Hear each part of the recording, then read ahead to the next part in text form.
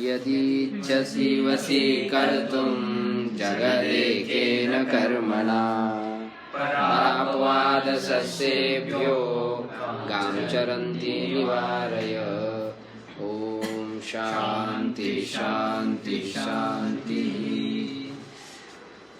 रचनानुवाद कौमुदी में 41वें पाठ का हमने विचार किया है। अब 41वें पाठ का अभ्यास, उसके वाक्य का अनुवाद हम करने का प्रयास कर रहे हैं सब मिलकर के। पहले संस्कृत से हिंदी अनुवाद करेंगे, क्रमशः वाक्य बोलते जाएंगे।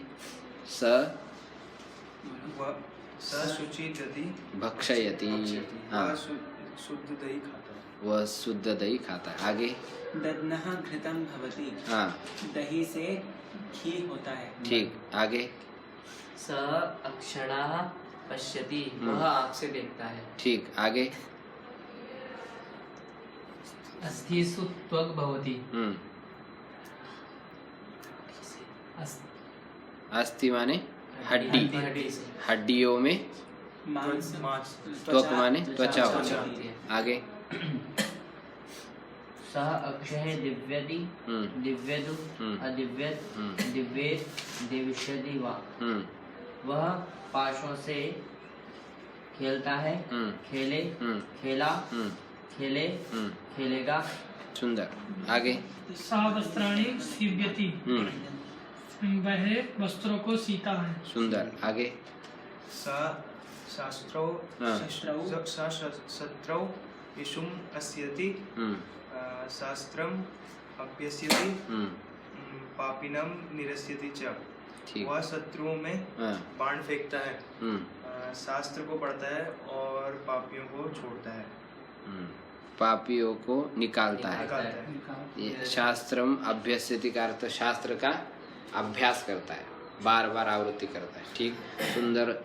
संस्कृत से हिंदी अनुवाद हो गया। अब हिंदी से संस्कृत अनुवाद करें क्रमशः। दही मधुर है, दही मधुरम अस्ति। सुंदर। आगे दही लाओ, दही से ही उत्पन्न होता है। हाँ, दधि आनयतु, दध्नः उत्पद्यते, घृतम उत्पद्यते। घृतम उत्पद्यते वा जायते। सुंदर। आगे आँख से देखो, अक्षु अक्षणा।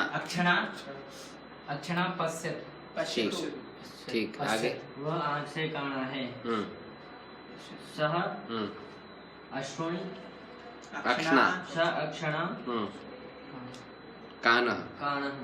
ये एक वाक्य रह गया कि आँख में आश्रु है। जी जी, आँख में अश्रु है।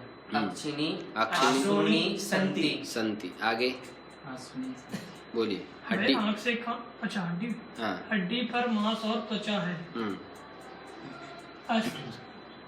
अस्थि क्या हुई? हाँ, अस्थिषु अस्थिसु मांसम त्वचा अस्ति। त्वचा। ठीक। आगे इसकी हड्डियों में शक्ति है। हाँ, एतस्य अस्तिषु शक्तिः अस्ति। सुंदर। आगे नदी में मछलियाँ, नदी में मछलियाँ, कछुए और मगर हैं। नद्यां मत्स्याः, कच्छपाः, मकराः च सन्ति। बहुत सुंदर। आगे नदी के तट पर रेत और कीचड़ है। नद्याः तटम सैकतम पंकः। पंकः च अस्ति। देखो, तट में कौन सी विभक्ति होगी? तटम, तट पर। तो इसमें सप्तमी। सप्तमी। इसमें कौन सी विभक्ति बोली? इसमें हाँ, नद्याः तटे। तटे। हाँ, नद्याः तटे सैकतम पंकः च अस्ति। पंकः च अस्ति। ऐसा। आगे धीवर तालाब में जाल डालकर मछलियाँ पकड़ता है। ठीक। धीवरः तडागे जालम प्रक्षेप्य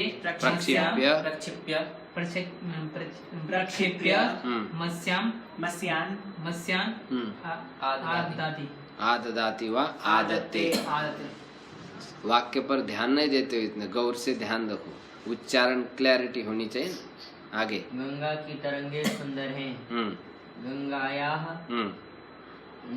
तरंगाः सुंदराः सन्ति। बहुत सुंदर। आगे। कुआं में मेंढक रहते हैं। कूर्पसु कूपेशु दुर्धरा संति। बहुत सुंदर। आगे। जल की बूंदें गिर रही हैं, जलस्य बिंदवाः निपतन्ति। बहुत सुंदर। आगे। नाविक नौका से नदी को पार कर रहा है। नाविकः नौकया नदीम उतरति। हाँ, उत्तरति। उत्तरति। ठीक है। आगे। नदी के रेतीले भाग में छात्र खेल रहे हैं। नद्याः शैकत स्थानेषु छात्राः क्रीडन्ति। छात्राः क्रीडन्ति। आगे। जल में कमल शोभित हो रहा है। जले कमलानि शोभन्ति। बहुत शोभन्ते। आत्मनिर्भर। आगे। वह पासों से जुआ खेल रहा है। सह अक्षयः दिव्यति। सुंदर। आगे। तू जुआ खेलता है। तुम दिव्यसी। सुंदर। आगे। वह जुआ उसने जुआ खेला। हाँ। अदिव्यत। वाह वाह, कमाल कर रहे हैं आज तो, बड़े सुंदर वाक्य बना रहे हो। मैंने जुआ नहीं खेला। अहम न अदिव्यन। हाँ, न अदिव्यम। आगे। तू जुआ न खेल, तुम न दिव्ये। त्वम न दिव्ये है। आगे। वह जुआ नहीं खेलेगा। स न दिव्यति। सुंदर। आगे। वह वस्त्र सीता है। सह वस्त्रम सिव्यति। सुंदर। आगे। मैं बाण फेंकता हूँ। अहम ईशु अस्यामि। ईशुम अस्यामि। आस्यामि। आगे। वह धनुर्विद्या का अभ्यास करता है। सह धनुर्विद्याम अभ्यास्यति। वैसे अर्जुन धनुर्विद्या में बड़े होशियार थे, इसलिए अर्जुन धनुर्विद्याम अभ्यस्यति। हमारे इसमें अर्जुन पाठ है। आगे। वह शत्रु को नगर से निकालता है। राजा शत्रु को नगर से निकालता है। नृपः शत्रु नगरात् निरस्यति। सुंदर। आगे। पाप से दुख होता है, पापात् दुःखम भवति। ठीक। आगे। अधर्म से बचो। अधर्मात् विरमतु। अधर्मात् विरमतु। पंचमी का प्रयोग करें। हाँ? आगे। वह पुत्र को पाप से हटाता है। सह पुत्रम पापात् विरमति। निवारयति। आगे। राम के अतिरिक्त अन्य कोई यहाँ आ रहा है। रामात् अतिरिक्त अन्य कोपी अत्र आगच्छति। सुंदर। आगे। बल से बुद्धि श्रेष्ठ है। बलात् बुद्धि श्रेष्ठम अस्ति। गरीयसी। इसमें लिखा ना गरीयसी। जी। आगे। गुरु के पास से शिष्य आता है। गुरोः निकटात् शिष्यः आगच्छति। सुंदर। आगे। वह धन से धान्य को बदलता है। सह धनात् धान्य प्रतियच्छति। स धनेभ्यः व धनात् धान्यम प्रतियच्छति। आगे। चोर राजा से छिप रहा है। चोरः नृपात् निपील्यते। इसमें पंचमी का प्रयोग है। हाँ, सब ये तो उसमें 13 वाला। हाँ बनाया था, यहाँ पर बताया था अभ्यास 13 में दिए, पंचमी नियमों का आप अभ्यास करें, इसलिए पंचमी दिया। तो सब पूर्व आपने पाठ अच्छी तरह से तैयार किया ना, तो वाक्य बनाने में कठिनाई नहीं जाती। चलो शुद्ध अशुद्ध। शुद्ध वाक्य दध्नः बनेगा। दध्नः। हाँ, दधिनः नहीं बनेगा। अक्षिणा बनेगा। नहीं, अक्षिणा बनेगा। अक्षिणी बनेगा। नहीं, अक्षिणी। मति ही बलेन गरीयसी। शुद्ध है। मति ही बुद्धि से श्रेष्ठ है। हाँ, तो इसमें पंचमी। मति ही बल से श्रेष्ठ है। गरीयसी। अब अभ्यास है, ग को बहुवचन में बदलो। ग में क्या वाक्य है? स पासों से जुआ खेल रहा है। बहुवचन करिए।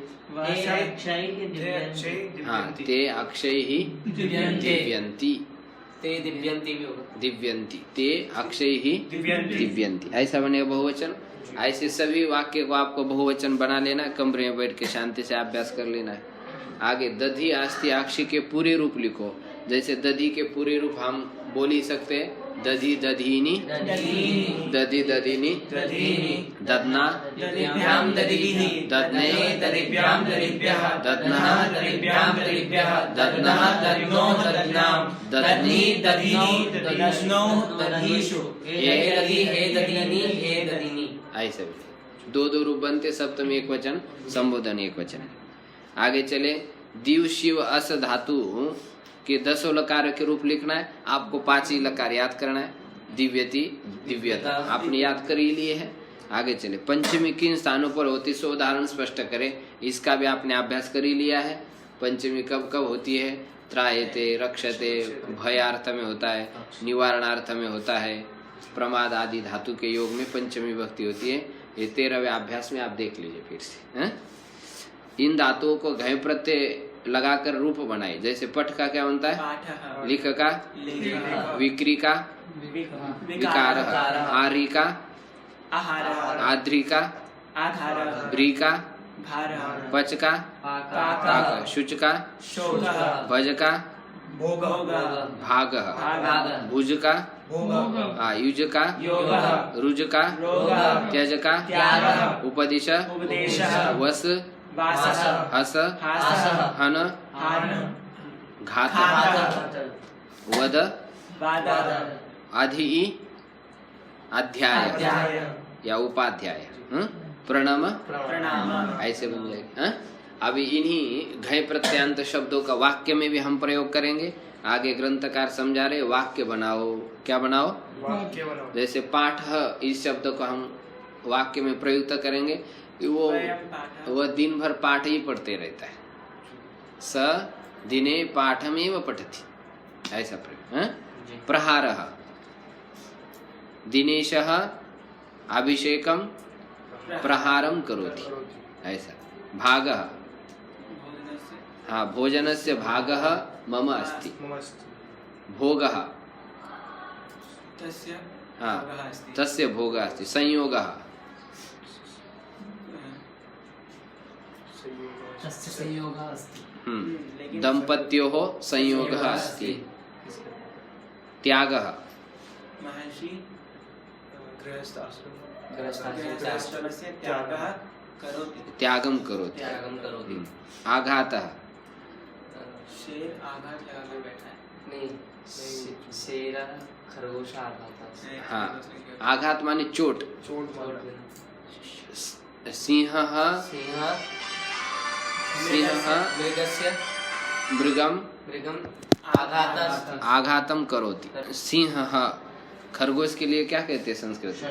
शशकम आघातम करोति, हाँ? आघात में चोट पहुंचाता है।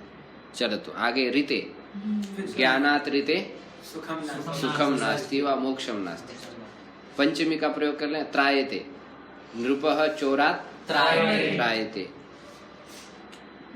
निवारयति, हाँ प्रजां कष्टं निवारयति। हाँ, प्रजायाः कष्टम निवारयति। ठीक है, सुंदर। जायते, मातुः पितरं जायते। मातुः पुत्रः जायते। प्रतियच्छति, प्रतिगच्छति मतलब उसे बचाना। प्रतियच्छति माने आदान प्रदान, चेंज करना। हाँ, चेंज करना।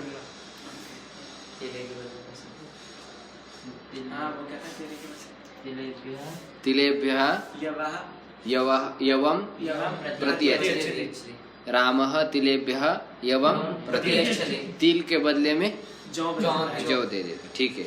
अधीते, गुरोः शिष्यम अधीते। ठीक है। विरमति, शिष्यः पाठं विरमति। पाठात विरमति, शिष्य पाठ से विराम लेता है। इस प्रकार ये अभ्यास पूरा हो चुका है। अब अभ्यास के बाद आगे 42वां पाठ आ रहा है। 42वें पाठ पर आप ध्यान दीजिए। देखेंगे शब्द आ रहे हैं। शुरू में कुछ शब्द जो है नपुंसक लिंग के शब्द है। आरंभ में उकारांत नपुंसक लिंग शब्द का आरंभ हो रहा है। 24तमः पाठः। 24तमस्य पाठस्य विचारं वयं कुर्मः। मधु शहद मीठा। हाँ, मधु शहद के लिए भी होता है और मीठा के लिए भी। मधु नाम का एक दैत्य भी हो गया था, उसके लिए भी मधु कहते हैं। दारू, लकड़ी जानू, कुटना अम्बु, जल वस्तु, वस्तु वसु, धन अश्रु, आंसू जतु, लाख श्मश्रु, दाढ़ी त्रपु, राग रांगा। रांगा मतलब वो रांगा होता है जिससे मूर्ति आदि बनाते हैं ना। साचा। हाँ, लाख लाख कहते हैं उसको। लाख हाँ, वो पिघला करके उसमें लावा। हाँ, उससे मूर्तियाँ बनी जाती हैं। जैसे रजत, सोना आदि होता है ना, वो लावा। उसको पिघलाएंगे फिर उसमें सांचे में डालेंगे तो बन जाता है, उसको कहेंगे। त्रपु माने रांगा। सानु, तालु, आलू। हाँ, इस प्रकार ये शब्द हो गए। ये सारे शब्द उकारांत नपुंसक लिंग शब्द है, इसमें पुल्लिंग शब्द कोई नहीं है, ध्यान रखें। नृत, नाचना। व्यध, बीधना मारना। मारना पुष, पुष्ट करना शुष, सूखना तुष, संतुष्ट होना। श्लिष, चिपकना। आलिंगन करना। त्रिश, तृप्त होना रंज, प्रसन्न होना लगना। लगना। रंज, रंज, रंजति। सुंदर रूप बनता है इसका भी। शुद्ध, शुद्ध होना शुद्ध होना, शुद्ध्यति। ये सब क्रियापद है। क्रिया के वाचक शब्दों को क्रियापद कहते हैं। आगे विशेषण वाचक शब्द दे रहे। घ में स्वादु, स्वादिष्ट बहु। बहुत ये बहु माने वो बाहु नहीं लेना माने, हैं? बहु माने बहु। होत्री, हवन करने वाला रक्षित्री। रक्षा करने वाला इस प्रकार ये शब्द पूरे आप समझ गए हैं। कुछ संज्ञावाचक शब्द है, कुछ क्रियावाचक शब्द है, कुछ विशेषणवाचक शब्द है। इनकी पहचान आनी चाहिए आपको, तभी फिर आप इसमें संस्कृत का अनुवाद करते समय बिल्कुल स्पष्टता से वाक्य समझ सकते हैं। सूचना, मधु तालु, मधुवत मधुवत, नृत, शुद्ध, दिव्य तुल्य दीव के तुल्य चले। दीव धातु आपने याद कर ही दिया है, बस वही दिवादिगण की धातु है। गण कितने हमारे पास? 10 गण है। 10 गण की धातु ही लगभग 2000 तक है। तो उसको जिसको चलाना आ गया बस वो पंडित बन जाता है। व्याकरण, मधु, नृत, त्रिच, षष्ठी। इसका व्याकरण संबंधी विचार कर रहे हैं। मधु शब्द के पूरे रूप स्मरण करो। देखो शब्द संख्या 23। तो 23 पर मधु शब्द दिया है। मधु, मधुनी, मधु, मधुनी, मधुना, मधुभ्याम मधुवी मधुरे मधुभ्याम मधुभ्याम मधुना मधुभ्याम मधुभ्याम मधुना मधुनो मधुनाम मधुनी मधुनो मधुषु हे मधु हे मधो हे मधुनी हे मधुनी। इस प्रकार हो गया। हाँ? फिर आप आगे चलते हैं। नृत्य धातु के 10 लकारों के रूप। दिव्यति के समान है। नृत्यति, नृत्यतः, नृत्यसि, नृत्यथा, नृत्यामि, नृत्याव। इसी प्रकार विधिलिंग, लोट, लंग आप चला लेंगे, उसमें कोई कठिनाई नहीं। अभ्यास 14 में दिए गए षष्ठी के नियमों का फिर से आप अनुसंधान करें। षष्ठी कब कब होती है उसको आपको देख लेना है। 14 में कर्तृ शब्द नपुंसक लिंग के प्रथमा द्वितीया में ए रूप हो गए, शेषम पुल्लिंगवत। अब देखो कर्तृ शब्द तीनों लिंगों में चलता है। पुल्लिंग में भी चलता है, नपुंसक लिंग में चलता है, स्त्रीलिंग में चलता है। पुल्लिंग में क्या बनता है? कर्ता। नपुंसक लिंग में क्या बनता है? कर्तृ। और स्त्रीलिंग में क्या बनता है? कर्तृ। तीनों लिंगों में आपको ऋकारांत शब्द आना चाहिए, ध्यान रखिए आप। हैं? तो अब कर्ता, कर्तारो पुल्लिंग हम देख चुके हैं। अब नपुंसक लिंग में हम देख रहे कर्तृ, कर्तृणी, कर्तृ, कर्तृणी, ऐसे। अब बाकी पुल्लिंग है। हाँ? बाकी सरल जाएगा। देखें, कर्तृ, कर्तृणी, कर्तृणी लिखा है। री, ऋणी, ऋणी, ये संक्षिप्त प्रत्यय उसको लगा देना है। प्रथमा जैसा है वैसा द्वितीय भी 2 कॉपी कर लेना है। तृतीया से कर्त्रा, कर्तृभ्याम, कर्त्रे, कर्तृभ्याम, कर्तुः, कर्तृभ्याम, कर्तुः, कर्त्रोः, कर्तरि, कर्त्रो कर्तेषु हे कर्ता, हे कर्तारो, हे कर्तारः। ऐसे रूप जितने आपके तैयार हो गए बस आपका काम बढ़िया बन जाएगा। व्याकरण में आप सिद्धहस्त बन सकते हैं। अब नियम पर आ जाइए। 147 नियम पर नूल और त्रिश प्रत्यय को बता रहे। ये धातु से प्रत्यय होते हैं, त्रिश प्रत्ययांत धातु बनती है।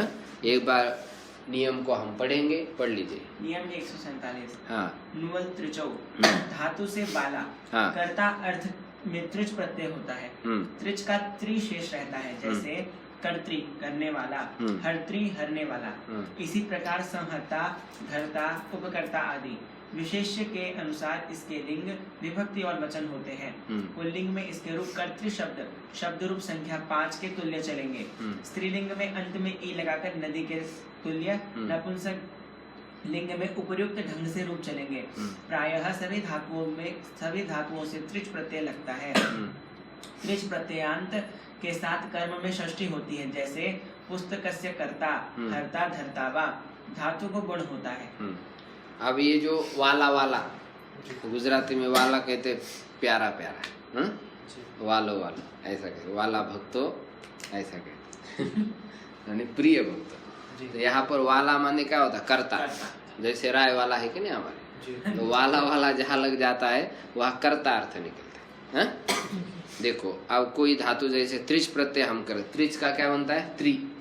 जैसे क्री धातु से त्रिच कर दिया आपने, इसको गुण करे, री को गुण क्या होता है? अर। तो बस एक शब्द बन गया, कर्तृ एक शब्द बना। अब ये बन चुका है, जैसे कपड़ा है, बिना इसको कटाई छटाई के एक दुकान से निकलता है कि नहीं, कपड़े की दुकान से, फिर आप जाएंगे दर्जी के पास, उसको कटाई छटाई करके कपड़ा बना, ये कपड़ा बन गया। अब इसको पहनेंगे हम विभक्ति के अंतर जाकर, करता करतारो ऐसा। सभी त्रिच का ऐसा ही ध्यान। चलिए आगे। हर त्रि का इसी प्रकार संहर्ता, धर्ता, उपकर्ता विशेष्य के अनुसार इसके लिंग, विभक्ति, वचन होते हैं। पुल्लिंग में इसके रूप किसके समान? कर्तृ के समान। और स्त्रीलिंग में ई लगाकर नदी के तुल्य चलेंगे, उपयुक्त ढंग से चलेंगे।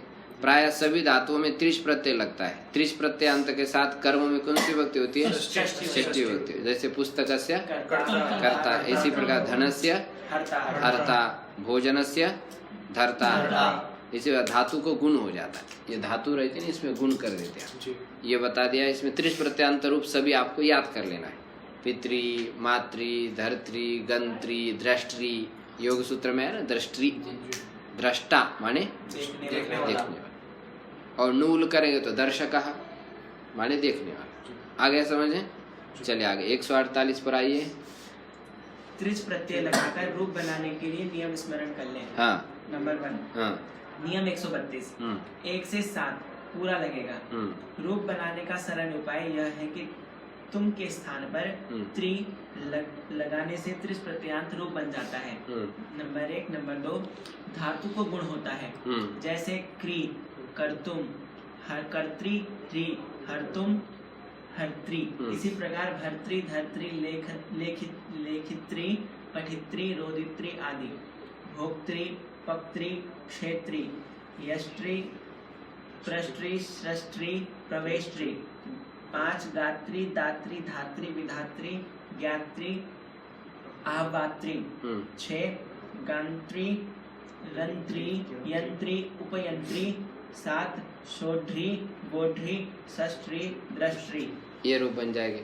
मतलब प्रत्येक धातु से हम त्रिच प्रत्यय कर सकते हैं, वाला वाला अर्थ ले सकते हैं। कर्ता को इंडिकेट करेगा, ध्यान रखेंगे। तो इसमें क्या कह रहे हैं? त्रिच प्रत्यय लगाकर रूप बनाने के लिए नियम स्मरण करिए। नियम आप याद करें, बार बार आवृत्ति करने से याद रहेंगे, आवृत्ति नहीं करें भूल जाएंगे। अभ्यास में सबसे बड़ी समस्या यही रहती है। कोई ग्रंथ पढ़ते हैं तो हम आवृत्ति करें तो उपस्थित रहता है, नहीं करेंगे तो भूल जाता है। चलो नियम 132 पूरा लगेगा, इसको आप छानबीन करके देख लेना। रूप बनाने का सरल उपाय यह है कि तुम के स्थान पर त्रि लगा देना है। जैसे कर तुम हर तुम बनाया था, त्रि लगा दीजिए, कर्त्री हरती बन जाएगा। त्रिच प्रत्यांत का रूप बन जाता है। देखो पृष्ठ संख्या 72। धातु को गुण होता है। जैसे क्री को कर्तुम, कर्तुम बनता है तुम प्रत्यांत, उसको री लगा दीजिए तो क्या बनेगा? कर्त्री, ऐसा हो जाएगा। हाँ चलिए, री का हरतुम, ये तुम प्रत्यांत, उसको री लगा दीजिए, अम हटा दीजिए, हरत्री। इसी प्रकार भर्त्री, धरती, लेखित्री, पठित्री, रोजित्री आदि। भोक्त्री, पक्ति, क्षेत्री। यज धातु का यष्टि, प्रश्न का पृष्ठे स्रज का सृष्टि प्रविश का प्रविष्टि गा का गात्री दा का दात्री धा का धात्री विधा का विधात्री ज्ञा का ज्ञात्री आह्वा का आह्वात्री गम का गंत्री रम का रंत्री यम का यंत्री उपयम का उभयंत्री सह का सोड्री वह का वोट्री और स्रज का सृष्टि दृश्य का दृष्टि। ऐसे रूप में मूल बेसिक धातु क्या है वो भी आपको ध्यान रखना चाहिए। वो ध्यान रखने से फिर आगे इसका त्रिश प्रत्यय लगा हुआ है, इसका इस प्रकार बना है, ये सब ग्रामेटिकली सब प्रक्रिया रहती है। तो आप यदि समझ आए तो ठीक है, नहीं तो आप जो भी त्रिश प्रत्यांत रूप बन रहा है उसको वैसा का वैसा एज इट आपको याद करना चाहिए। शेष आप अभ्यास का जो है आपको तैयारी करके कल आ जाना है, उसका विचार हम कल करेंगे। ओम संगच्छध्वं संवदध्वं शंभो मनांसि जानतां देवाभागं यथा पूर्वे संजानना उपासते। ओम शांति शांति शांति।